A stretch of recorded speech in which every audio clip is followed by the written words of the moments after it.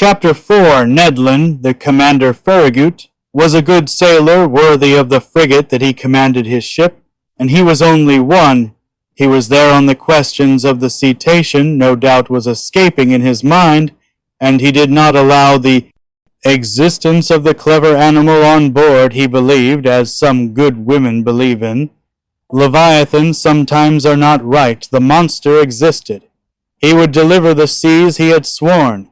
It was a kind of road knight, a given god of goes-on merchant at the meeting of the serpent who desolated his island, where the commander Farragut would kill the narwhal, or the narwhal would kill the captain his ragout.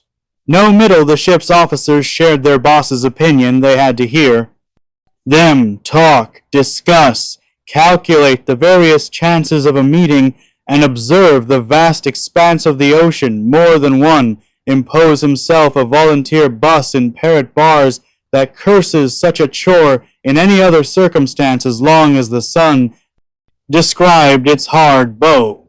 The mature was populated by sailor who the boards of the bridge burned his feet, but who could not hold it in place.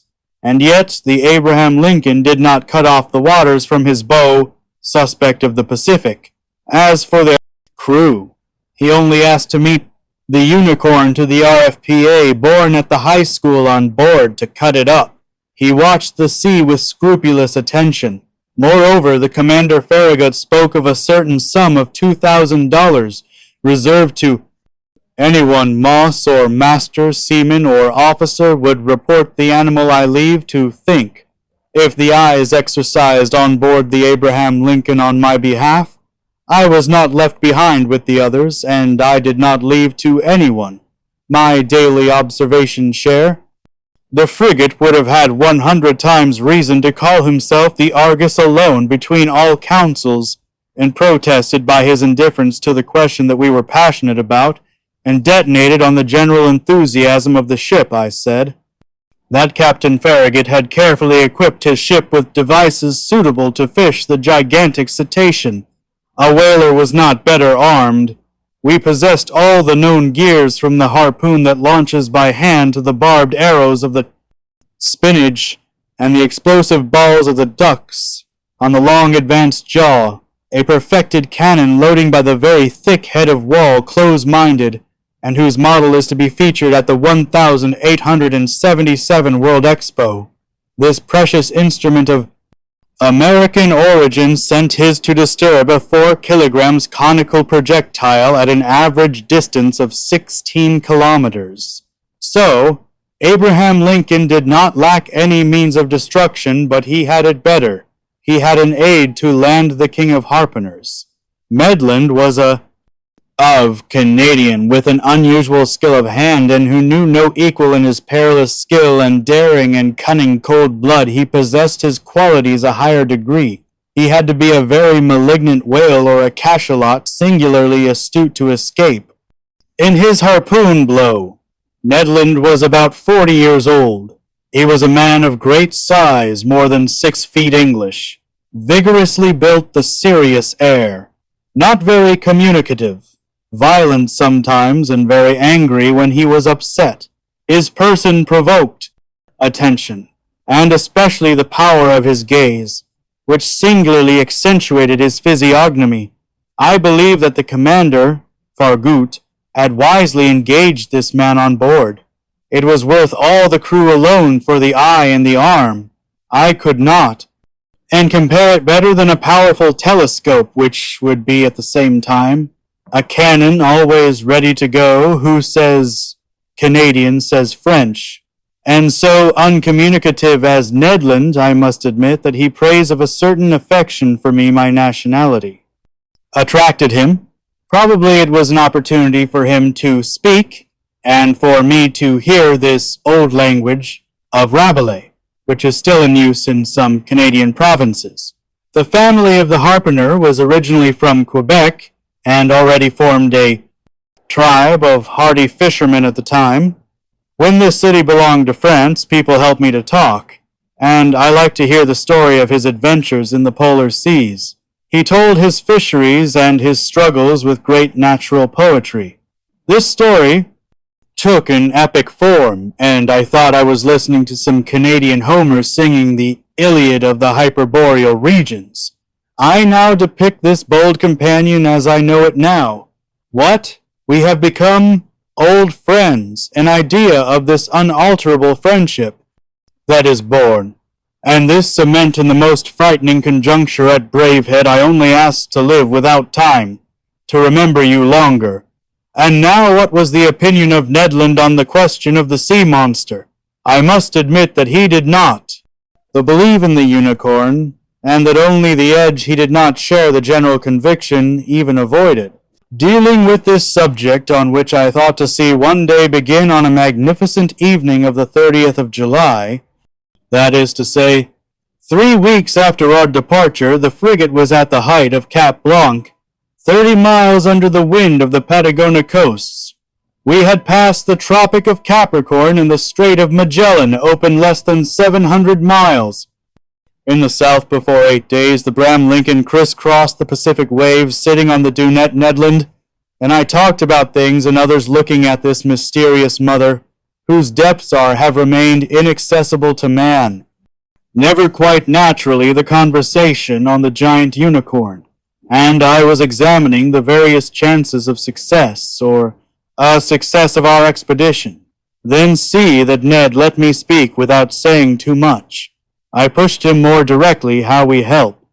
Him, I asked, how can you not be convinced of the existence of the cetacean we are pursuing? So have you particular reasons to show you so disbelief? The harper looked me for a few moments before answering with his hand struck his broad forehead. By a gesture that was customary to him, close his eyes as to meditate and say, finally, sir, perhaps, well. Aronnax, however, help you a whaler of profession, you who are familiar with the large marine mammals, you whose imagination must easily accept the hypothesis of it is to its enormous, you should be the last, and to doubt in such circumstances. I am mistaken, you, Professor, replied Ned, that the vulgar believes extraordinary comets that cross space, or the existence of monsters have been delivered that populate the interior of the globe passing again, but no lostronome, nor the geologist admits. Of such a way the whaler I pursued, many cetaceans I harpooned, many I killed, several but so powerful and so well armed that it was neither fear nor their defenses could have broken the sheet plates of a stimulus.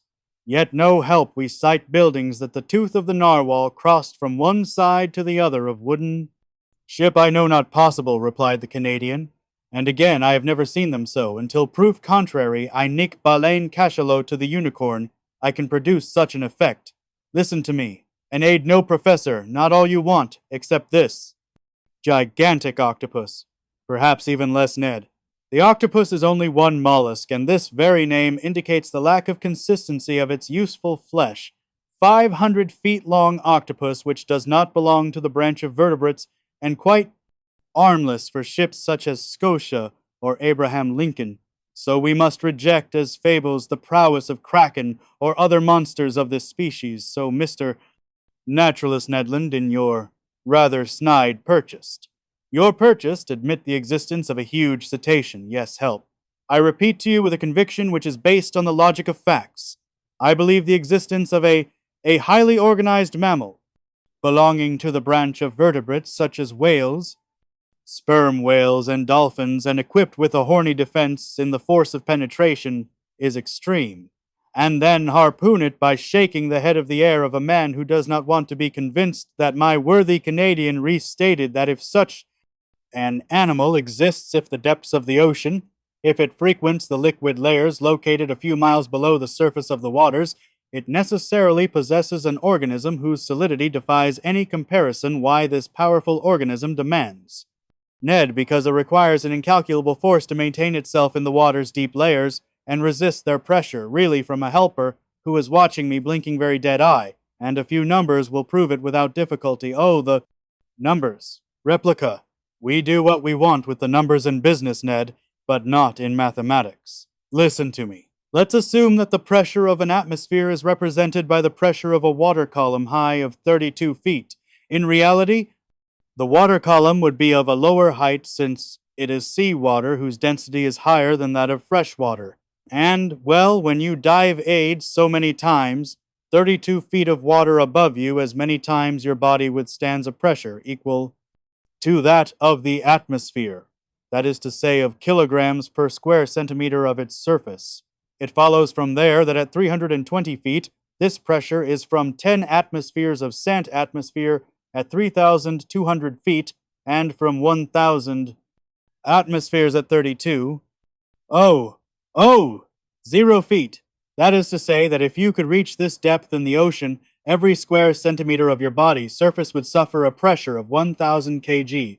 Or my arm. Ned, no, you have square centimeters on the surface. I do not. Suspect, Mr. Aronnax, about 17, as long as that, and as in reality the atmospheric pressure is a little more than the weight of 1 kilogram per square centimeter, is worth 17,000 centimeters. 2 currently supports a pressure of 17,568 kilograms I. Notice without you noticing. And if you are not crushed by such pressure, it is that the air penetrates inside your body with equal pressure of the soul, a perfect balance between the inner thrust and the outer thrust which neutralizes which, allows you to support them and without difficulty. But in the water, it is something else I understand, replied. No help became more attentive because the water coat is not penetrating me precisely, Ned, so, at 32 feet below the surface of the sea, you would undergo a pressure from 17,568 kilograms to 320 feet, 10 times this pressure, or 175,680 kilograms to 3,200 feet, 100 times this pressure, or 1,756 1,800 kg, finally 1,000 times. This pressure is 17,568,000 kilograms.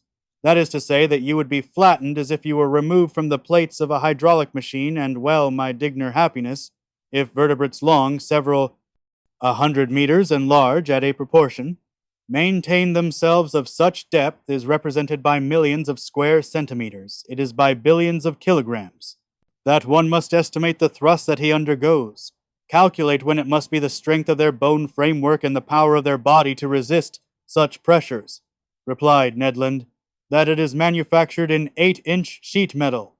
Plates, like the battleships, frigates, as you say, Ned. And then think of the devastation that can be produced by such a mass launched with the speed of an extract against the hull of a ship. In fact, perhaps, replied the Canadian, shaken by these figures, but who did not want to surrender, and, well, you are convinced. You convinced me of one thing, mister. Naturalism is that if such animals exist on the sea bottom, it must necessarily be as strong as you say.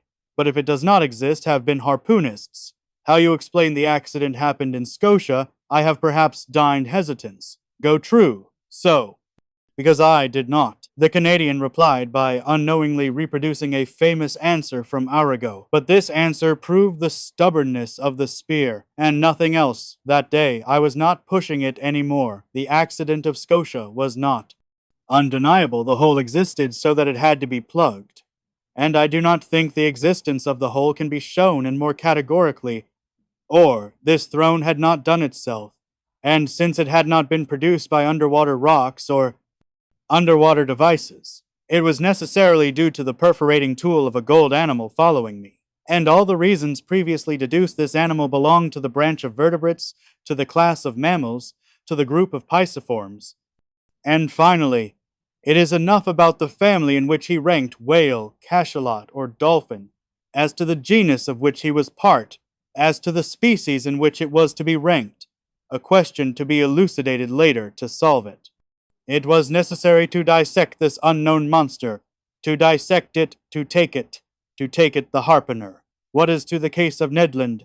To see their pony. What was the case of the crew and to see him meet it? What was the case of chance?